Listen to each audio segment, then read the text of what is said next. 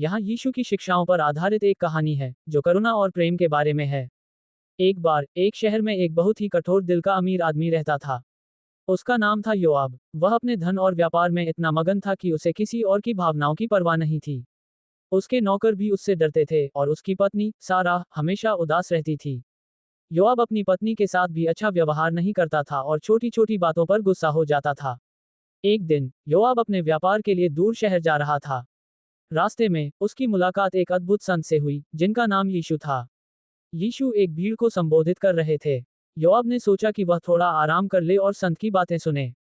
यीशु कह रहे थे, जो तुम दूसरों के साथ चाहते हो वही उनके साथ करो। अपने पड़ोसी से वैसा ही प्रेम करो जैसा तुम खुद से करते हो। यीशु ने ये भी कहा, यदि कोई तुम्हें एक थप्पड़ मारे तो दूसरा गाल भी उसके सामने कर दो। योआब को ये बातें बहुत अजीब लगीं। वह सोच रहा था, ये कैसी शिक्षा है। दुनिया में तो सिर्फ शक्तिशाली ही जीवित रहते हैं। जब वह अपने शहर वापस आया तो उसने देखा कि उसकी पत्नी सारा बहुत बीमार थी। योआब ने हमेशा की तरह गुस्सा होकर कहा, तुम हमेशा बीमार रहती हो। मेरे पास इतना समय नहीं है। लेकिन फिर उसे यीशु के शब्द याद आए, अपने पड़ोसी से वैसा ही प्रेम करो जैसा तुम खुद से करते हो। योआब ने सोचा, क्या मेरी पत्नी मेरा पड़ोसी नहीं है। उसने पहली बार अपनी पत्नी को प्यार से देखा। उसने एक वैद्य को बुलाया और सारा का पूरा ध्यान रखा।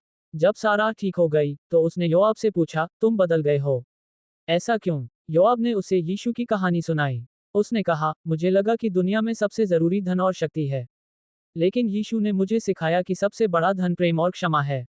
योआब ने अपनी पत्नी से अपने बुरे व्यवहार के लिए माफी मांगी। उसने अपने नौकरों के साथ भी अच्छा व्यवहार करना शुरू कर दिया।